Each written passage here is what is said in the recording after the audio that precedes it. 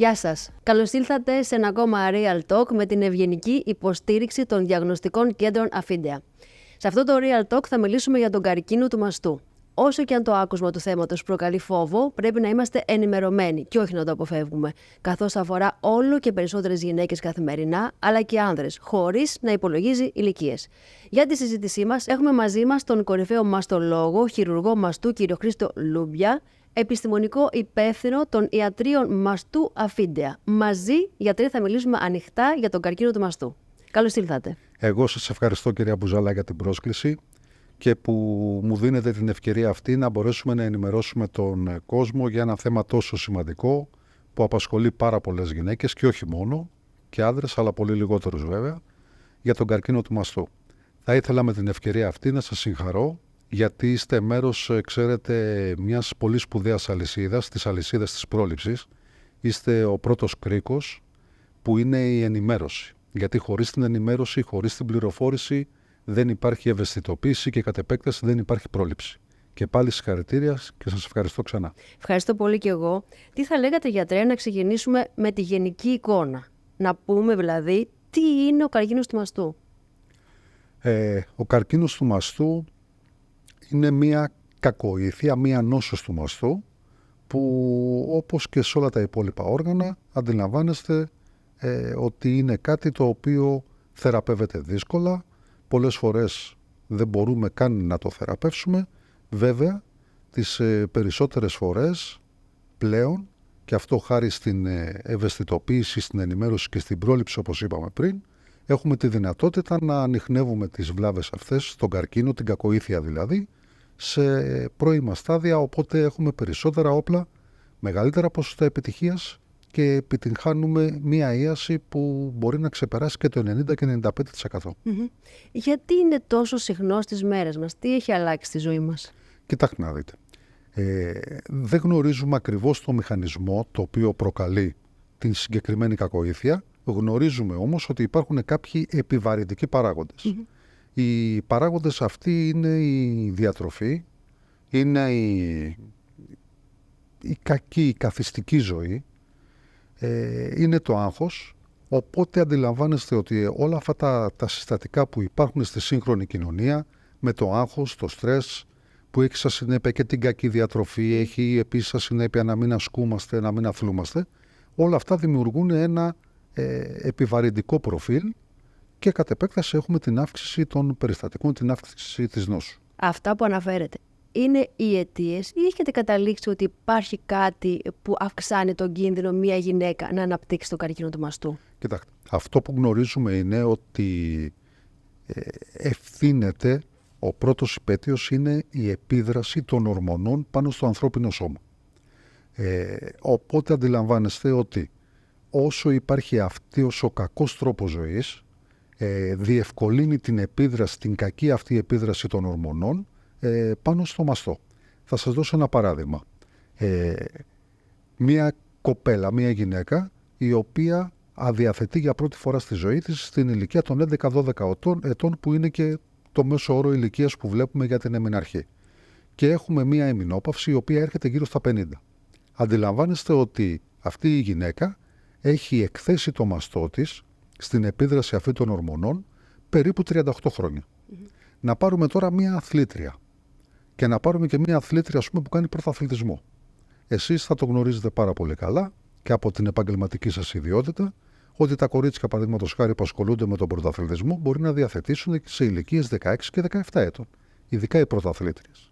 Και σε ηλικίες περίπου 40 ετών σταματάει και η περίοδος. Ναι. Οπότε βλέπετε μία πρωταθλήτρια, ας πούμε, μία αθλήτρια, έχει εκθέσει το μαστό της στην επίδραση αυτών των ορμονών, αντί για 38 χρόνια που συνέβη στο προηγούμενο παράδειγμα που φέραμε, αυτή τη στιγμή σε μόλις 20 χρόνια.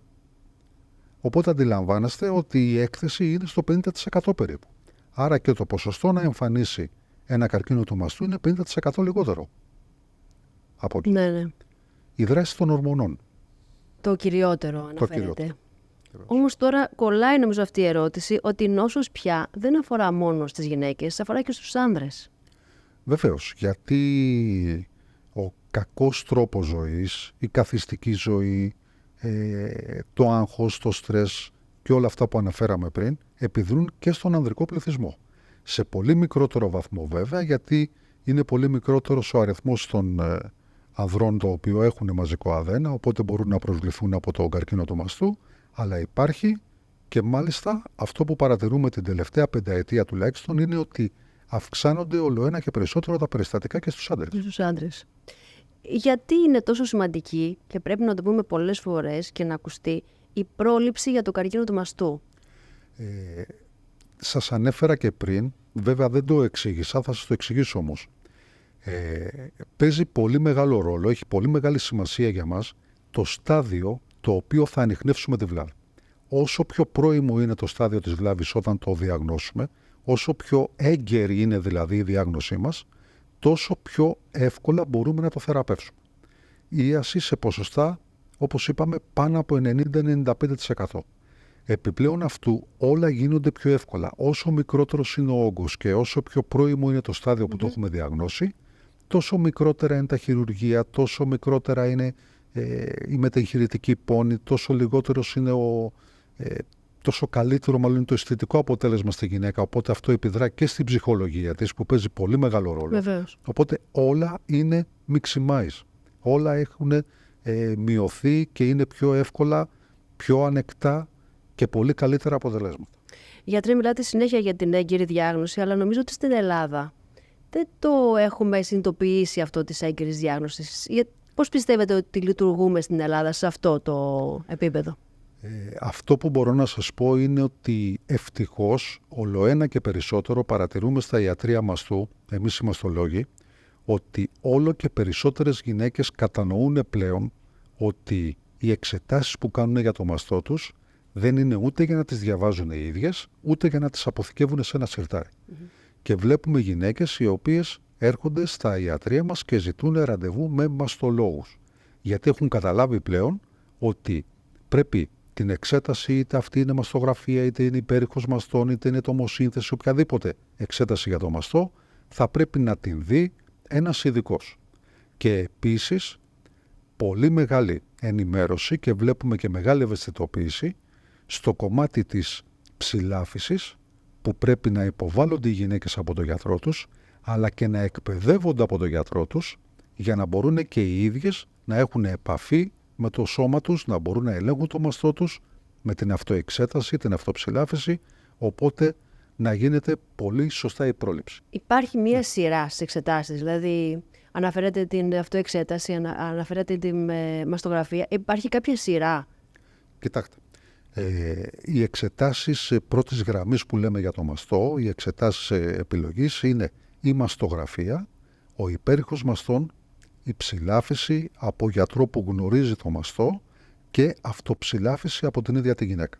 Από εκεί και πέρα, ανάλογα τα ευρήματα που μπορεί να υπάρξουν, είτε κατά την απεικόνηση του μαστού, από τη μαστογραφία δηλαδή τον υπέρηχο, είτε από την ψηλάφιση, είτε από κάποιο σύμπτωμα που μπορεί να περιγράψει η ίδια η γυναίκα, υπάρχουν και άλλες εξετάσεις όπου ανάλογα το εύρημα που έχουμε προσανατολιζόμαστε και προχωράμε. Έχουμε για παράδειγμα την μαγνητική τομογραφία που μπορούμε να πάρουμε πληροφορίες που ενδεχομένως δεν έχουμε πάρει από άλλες εξετάσεις. Η τεχνολογία ευτυχώς μας βοηθάει πάρα πολύ, προχωράμε πάρα πολύ. Και έχουμε την τρισδιάστατη μαστογραφία πλέον, τη γνωστή σε όλους ψηφιακή μαστογραφία με τομοσύνθεση. Έχουμε την ελαστογραφία, δηλαδή έναν, να το πούμε απλά να το καταλάβουν οι γυναίκες, έναν εξελιγμένο υπέρηχο. Η ασθενής, η γυναίκα δεν καταλαβαίνει κάποια διαφορά όταν κάνει ελαστογραφία, νομίζω ότι κάνει έναν υπέρηχο. Εμείς όμως οι γιατροί που κάνουμε την εξέταση, οι ακτινοδιαγνώστες ή εμείς οι κλινικοί γιατροί που βλέπουμε τα αποτελέσματα, ξέρουμε τη διαφορά ενός απλού υπερηχογραφήματος από μια ελαστογραφία μαστού. Συνέχεια ακούμε για τον πυκνό μαστό.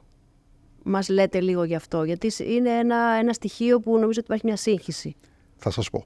Πολλές γυναίκες όντως έχουν μια σύγχυση. Δηλαδή έρχεται μια γυναίκα ας πούμε, που έχει πτωτικό μαστό και μόλις της λέμε ότι έχει πυκνό μαστό, απορεί. Λέει, μα πώς είναι δυνατόν γιατρέ, δεν βλέπετε. Δεν καταλαβαίνει ότι ο πυκνός μαστός δεν έχει να κάνει με το πόσο πτωτικός ή το πόσο ανορθωμένος είναι ένας μαστός. Έχει να κάνει με το περιεχόμενο. Να πούμε απλά ότι ένας μαστός περιέχει μέσα κάποια αδενικά στοιχεία, αδένα, μαστό δηλαδή, και λίπος, για παράδειγμα.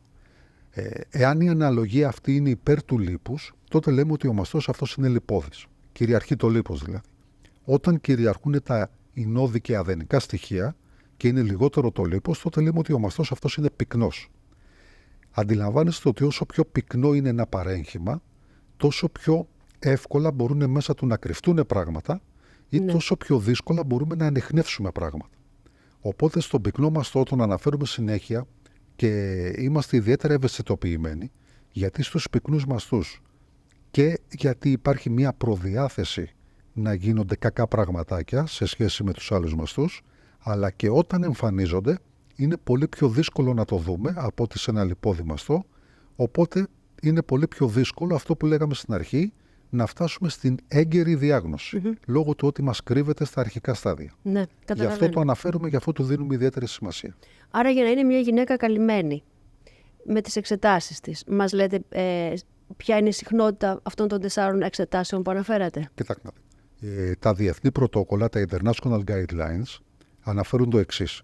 Μια γυναίκα η οποία δεν έχει κάποιο ιστορικό στην οικογένεια, καλό είναι στην ηλικία των 35 ετών να κάνει την πρώτη της μαστογραφία, που είναι η λεγόμενη μαστογραφία αναφοράς, μαζί με υπέρηχο μαστό. Πάντα μαστογραφία μαζί με υπέρηχο μαστό. Εάν όλα είναι καλά και δεν έχουμε κάποιο ιδιαίτερο πρόβλημα, τότε η μαστογραφία επαναλαμβάνεται σε ηλικία 40 ετών. Και από την ηλικία των 40 ετών και μετά, μία φορά το χρόνο μαστογραφία. Υπέρηχος γίνεται πάντα μαζί με τη μαστογραφία, και αν έχουμε προβλήματα, ερωτήματα, θέματα που θέλουμε να τσεκάρουμε, μπορούμε να κάνουμε και κάθε 6 μήνες. Είναι μια εξέταση εύκολη, χωρίς ακτινοβολία, δεν επιβαρύνει σε τίποτα, οπότε το χρησιμοποιούμε για να είμαστε καλυμμένοι. Αναφέρετε το ιστορικό, μου λέτε, στην περίπτωση που υπάρχει ιστορικό, τι κάνουμε? Στην περίπτωση λοιπόν που υπάρχει ιστορικό, αυτό το πρωτόκολλο που αναφέραμε πριν μπορεί να αλλάξει ακόμα και 10 χρόνια πιο νωρίς. Δηλαδή, αν έχουμε ας πούμε ένα κορίτσι το οποίο είναι 30 ετών και η μητέρα του νόσησε από καρκίνο του μαστού σε ηλικία 30 ετών. Ναι. Το κορίτσι αυτό λοιπόν θα ξεκινήσει τον έλεγχο για το μαστό της από την ηλικία των 25 ετών. Δηλαδή, ανάλογα το ιστορικό που υπάρχει στην οικογένεια, αρχίζουμε και κατεβαίνουμε όταν υπάρχει λόγος και φτάνουμε μέχρι και 10 χρόνια πίσω. Ναι, γιατί είπατε ότι μια γυναίκα κάνει την πρώτη εξέταση στα 35, αν υπάρχει ιστορικό, γιατί κατέβει στο 25. Βεβαίως. Ναι. Βεβαίως. Ποια πιστεύετε ότι είναι η αξία του Εθνικού Προγράμματος Προσυμπτωματικού Ελέγχου ΦΟΦΗ γεννηματά, στην οποία συμμετέχουν και τα διαγνωστικά κέντρα Αφίντια? Έχει βοηθήσει? Έχει βοηθήσει και έχει βοηθήσει πάρα πολύ, γιατί ξέρετε, ορισμένα πράγματα τα υποψιαζόμασταν εμείς οι γιατροί, αλλά δεν φτάνανε ποτέ στα αυτιά μας και δεν τα βλέπανε ποτέ τα μάτια μας. Και ευτυχώς που υπάρχει αυτό το πρόγραμμα, και το λέω έτσι ειλικρινά, γιατί βλέπουμε να φτάνουν στα ιατρεία μας πλέον γυναίκες 60 και 65 ετών, που δεν έχουν κάνει. Που όταν τη ρωτάμε, ας πούμε, για παράδειγμα, ποιος ο λόγος που κάνετε εξετάσεις, είναι στα πλαίσια της πρόληψης, σας απασχόλησε κάτι με το μαστό σας, παίρνουμε την εξής απάντηση. Μου ήρθε μήνυμα για τη φόφη γεννηματά. Δηλαδή, γυναίκες οι οποίες δεν έχουν κάνει ποτέ εξετάσεις για το μαστό τους και με αφορμή αυτό το πολύ δυσάρεστο συμβάν, με την νεότατη φόφη γεννηματά, δόθηκε η ευκαιρία στις γυναίκες αυτές να κάνουν πρόληψη.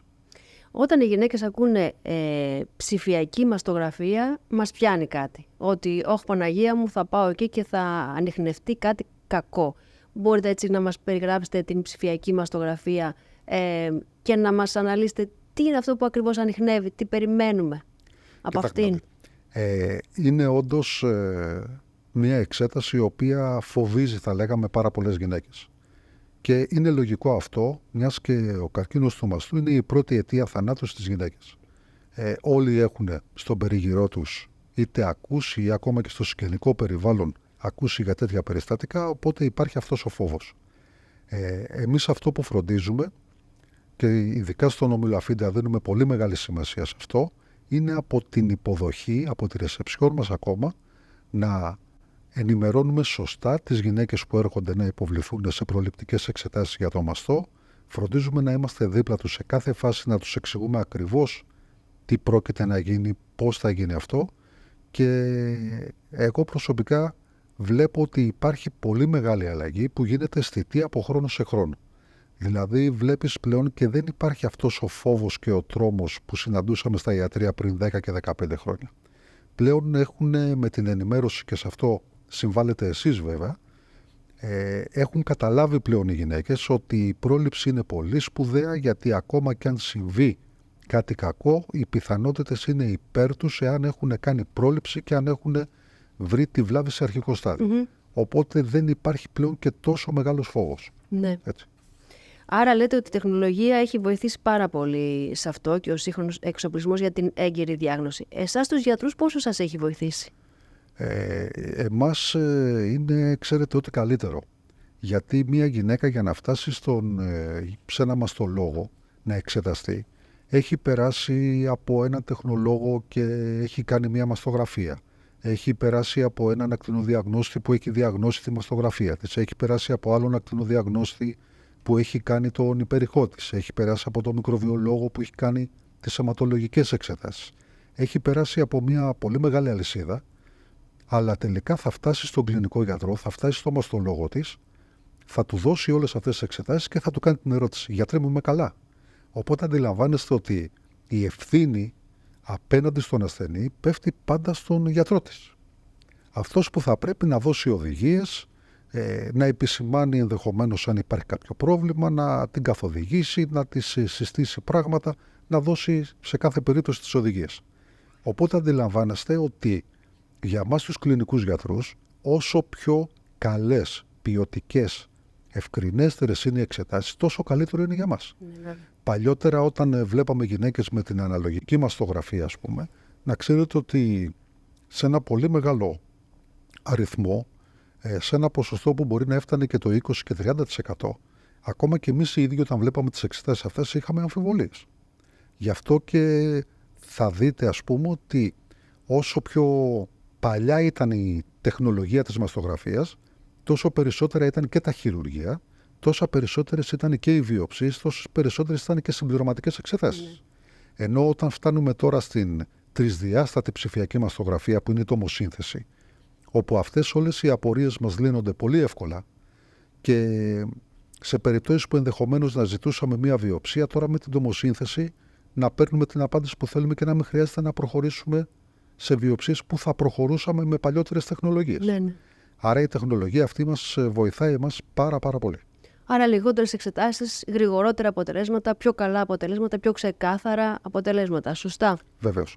Η τεχνολογία μας βοηθάει πάρα πολύ, έτσι ώστε 9 στις 10 περιπτώσεις πλέον, όταν ο χειρουργός μας του μπαίνει στο χειρουργείο, ξέρει τι πρέπει να χειρουργήσει και πώς να το χειρουργήσει. Σε αντίθεση με περιστατικά πριν 15-20 χρόνια, που χειρουργούσαμε για να μάθουμε τι είναι η βλάβη. Και αφού μαθαίναμε τι είναι η βλάβη, ενδεχομένως ξαναμπαίναμε μετά στο χειρουργείο με την ίδια ασθένεια. Ναι. Έτσι. Οπότε τώρα αυτά τα πράγματα δεν υπάρχουν. Έχουμε τη δυνατότητα με την τεχνολογία να γνωρίζουμε ακριβώς τι θα χειρουργήσουμε, οπότε τι να και πώς να το χειρουργήσουμε, τι να κάνουμε ακριβώς. Από την εμπειρία σας, ο σωστός τρόπος να πει σε μία γυναίκα για τη μαστογραφία της, να την ανταλύσεις, ποιος είναι? Ο σωστός τρόπος. Η ενημέρωση, δεν μπορείς να κάνεις κάτι άλλο. Η ενημέρωση. Το είχε πει ο Ιπποκράτης, ξέρετε, πριν πάρα πολλά χρόνια. Κάλιο το προλαμβάνει ή το θεραπεύει. Λοιπόν, εάν όλες οι γυναίκες το καταλάβουν αυτό, είναι 5 λέξεις.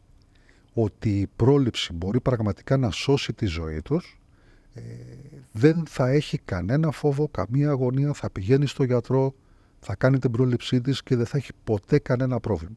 Ακόμα και το χειρότερο να συμβεί, μια γυναίκα η οποία είναι τυπική στις εξετάσεις της στην πρόληψη, δεν θα πάθει τίποτα. Αυτό της το εγγυόμαστε εμείς οι μαστολόγοι, γιατί είπαμε, έγκαιρη διάγνωση, ποσοστό πλήρους ίασης άνω του 90-95%. Γιατί σας ευχαριστούμε πάρα πολύ. Εγώ σας ευχαριστώ και πάλι. Συγχαρητήρια, να συνεχίσετε αυτό που κάνετε, είναι πολύ σημαντικό. Εσείς το μήνυμα του Ιπποκράτη το έχετε πάρει. Ξεκάθαρα. Ευχαριστούμε πολύ. Και εμείς σας ευχαριστούμε πολύ. Ακούσαμε λοιπόν ότι η έγκαιρη διάγνωση μπορεί να προλάβει τον καρκίνο του μαστού. Η μαστογραφία είναι το ισχυρότερο όπλο που διαθέτουμε και η τεχνολογία, όπως και τα διαγνωστικά κέντρα Αφίντεα, είναι στο πλευρό μας. Στο επόμενο Real Talk για την πρόληψη του καρκίνου του μαστού θα δούμε πώς η τεχνολογία μπορεί να κάνει τη μαστογραφία λιγότερο τρομακτική. Πώς η τεχνολογία έχει βοηθήσει πολύ σε αυτό. Πριν κλείσετε αυτό το βίντεο θυμηθείτε, η πρόληψη μας σώζει.